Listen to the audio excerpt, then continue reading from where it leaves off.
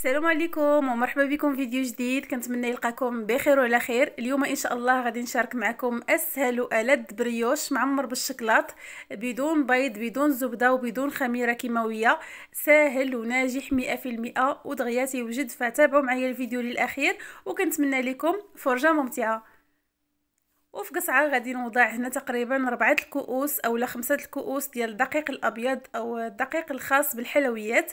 غادي نزيد ليه ملعقه كبيره غير مملوءه او على حسب الجو ديال خميره الخبز او الخميره حبيبات. غادي نضيف كيس سكر بنكهه الفانيلا و3 معالق كبار ديال سكر سنيده، رشه ديال الملح و3 معالق كبار ديال حليب بودره، ممكن تعوضوه بالحليب السائل. وغادي نضيف 3 معالق كبار ديال الزيت النباتيه وغادي نعجن الكل بالماء دافي. الا كان ما توفرش عندكم نيدو ممكن تعوضوه بالحليب وتستغناو على الماء وتستغناو كذلك على بودره الحليب. صافي غادي نستعمر وغادي نعجن هاد العجينه تكون مطلوقه كما لاحظتوا معايا. فحاولت ندوب شويه هذيك خميره الخبز بالماء دافي حتى كتذوب وكتبدا كتفاعل واحد شويه. عاد من بعد كنبدا نجمع الباقي ديال المكونات مع الدقيق وكنعجن بهذا الشكل هذا فقط قليلا، يعني ماشي كندلكوها بزاف. كما تشوفوا معايا كنحاولوا نجمعوها بهذا الشكل تكون كتلتصق. يعني السر في نجاح هذه الوصفه هو القوام ديال العجينه، ضروري تبقى كتلتصق في اليدين بهذا الشكل هذا، وهذا الشيء كيخليها كتنجح معنا. وثاني شيء دغيا كتختمر، وثالث شيء ما كتعذبناش في الدليك. كما تشوفوا معايا فقط كنديوها وكنجيبوها وكنحاولوا ندمجوا هذوك المكونات وكنحصلوا على هاد العجينه بهذا القوام هذا.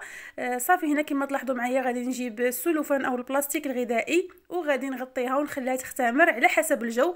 بالنسبه ليا خليتها نص ساعه كانت كافيه حتى كيتضاعف الحجم ديالها. صافي غادي نغطيها حتى نشوف ان الحجم ديالها تضاعف وخمرات وغادي نرجع ليها. هنا كما تشوفوا معايا بعد ما خمرات وبداو كيتكونوا فيها واحد الفقاعات دليل على انها خمرات مزيان مزيان. صافي كنبدا نحيد ليها هذاك السلوفان او البلاستيك الغذائي باش غادي نبدا نشكلها. هنا كما تشوفوا معايا في العجينه اختمرات جيدا. غادي نجيب واحد مول اولا لاطه اللي كتدخل الفران اللي توفر عندكم، سواء كان الشكل ديالها مدور اولا مربع، يعني اللي توفر عندكم. كندهنها مزيان مزيان بالزبده وغادي ناخذ هنا الشكلاط ديال الدهن باش غادي نعمر هذا البريوش. ممكن تستعملوا الشكلاط اللي تيكون مربع، اي شكلاط متوفر عندكم ممكن تستعملوه. غادي ندهن يدي بشويه ديال الزيت وغادي نبدا نشكل هاد العجينه الكويرات. الحجم تيبقى على حسب الرغبه ديالكم، ممكن ديروهم كبار اولا صغار اولا متوسطين. بالنسبه لي درتهم شيئا ما كبار اولا متوسطين. صافي وكنبدا نوضع القليل من هذيك الشوكولاته ديال الدهن وكنبدا كنجمع بهذا الشكل هذا الكويره وكنوضعها في المول بهذا الشكل.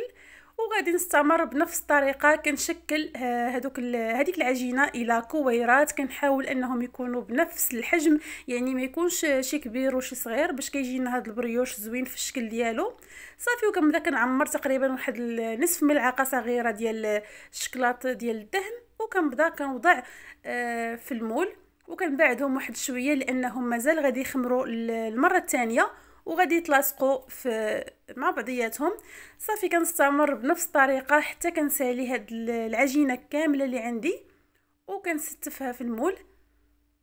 يعني طريقه اللي جدا سهله وكنحصلوا على واحد البريوش اللي كيجي رائع ولذيذ نقدموه الاطفال وكذلك الكبار في الكوتي اولا في الفطور كيجي رائع جدا.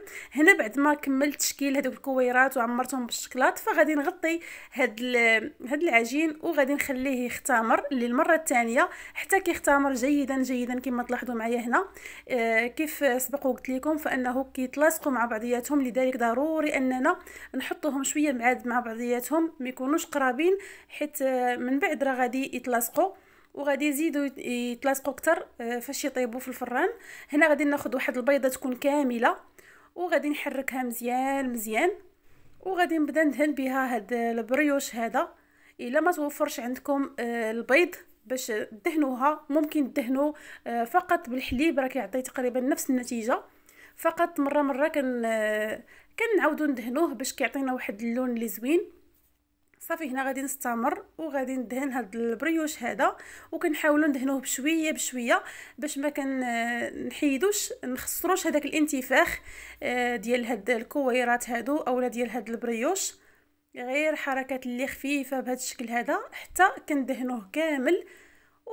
وكتزيين هنا غادي نزين بجنجلان البيض، ممكن تستعملوا جنجلان كذلك العادي اللي بغيتو. ممكن كذلك ديروا البافو اولا اي حبوب متوفرين عندكم بغيتو تزينوا بهم ممكن تزينوا بهم بهذا الشكل هذا. صافي هنا غادي ندخلها مباشره الفران، العافيه تكون شاعله غير من التحت على درجه حراره 200، وكنخليوها كطيب على خاطرها حتى كيبان لينا ان ديك الحموريه بدات كتطلع من الجوانب ومن الفوق، عاد كنشعلوا عليها من الفوق وكنخليوها كتحمر مزيان مزيان. وكيكون هذا هو الشكل النهائي ديالها بعد ما كنخرجها من الفران. كتجي محمره ورائعه وواحد الرائحه فيها رائعه جدا. صافي كنغطيها وكنخليها حتى كترتاح باش كيرجع ليها هذاك الصهد وكتبقى لينا رطبه. ضروري هذه المرحله باش كيجيونا المخبوزات ديالنا طريين ورطبين، فضروري نغطيوهم. هنا كما تشوفوا معايا الهشاشه ديال هاد البريوش كيجي قطني وكيجي رائع، ما كيجيوش معجنين نهائيا. هانتوما غتشوفوا معايا كيفاش كيجيو من الداخل، وهذاك الشكلاط كيجي دايب فيهم، كيجيو من اروع ما يكون. فبالنسبه ليا احسن واسهل والذ ما يمكن تحضري الكوتي او الفطور، احسن من الكيكه. كتجي رائعه وزوينه كما تشوفوا معايا. هنايا كيجيو مفشفشين قطنيين كما تلاحظوا معايا، وكيجيو كيذوبوا في الفم ولذاذين بزاف. كنتمنى انكم تجربوهم بهذه الطريقه هذه اللي شاركت معكم. فقط تبعوا المراحل باش كتحصلوا على واحد البريوش اللي كيجي رائع جدا وناجح. هنا كما تشوفوا معايا كيفاش كيجي الشكل ديالو من الداخل، كيجي قطني وكيجي لذيذ ومفشفش كما تشوفوا معايا، وكيجي رائع جدا. كنتمنى وصفه اليوم تكون نالت اعجابكم وتجربوها وتستمتعوا بها وتردوا عليا في التعاليق. وإلا عجبكم فيديو اليوم ما تبخلوش عليا بلايك، تعليق، اشتراك الا كنتوا اول مره كتشاهدوا القناه، وبارطاج مع العائله والاصدقاء اللي تعم الفائده. ونتلاقاو ان شاء الله في الفيديو الجاي. خليتكم على خير وشكرا للمشاهده والى اللقاء.